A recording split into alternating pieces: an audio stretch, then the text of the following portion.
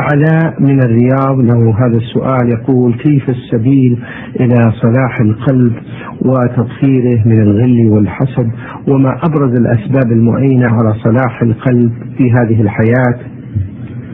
صلاح القلب بأمور: أولا إخلاص النية لله عز وجل، الأعمال الصالحة، واستحضار عظمة الله جل وعلا، واستحضار الافتقار إلى الله عز وجل،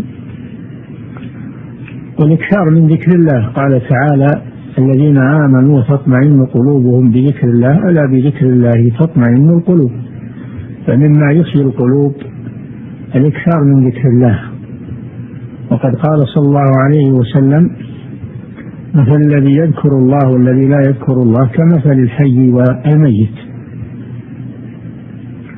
وكذلك من أسباب حياة القلب الأكل من الحلال، ترك الأكل من الحرام، فإن الأكل من الحرام يقسي القلب ويفسد القلب أو يمرض القلب،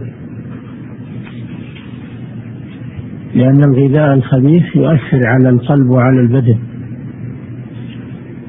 وكذلك من أسباب قال تعالى: يا أيها الرسل كلوا من الطيبات واعملوا صالحا. الله أمر المؤمنين بما أمر به المرسلين، فقال: يا أيها الذين آمنوا كلوا من طيبات ما رزقناكم. يأكل من الطيبات يعني المباحات، لأن الله يحل لنا الطيبات ويحرم علينا الخبائث.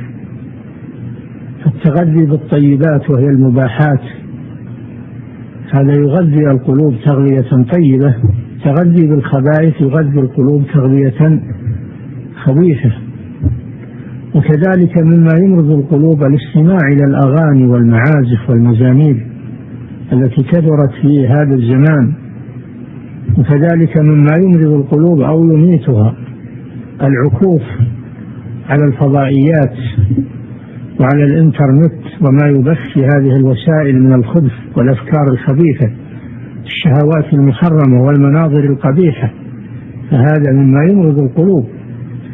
وكذلك مصاحبة الأشرار ومجالسة الأشرار تفسد القلوب، وكما أن مصاحبة الأخيار والعلماء وأهل الخير مما يحيي القلوب.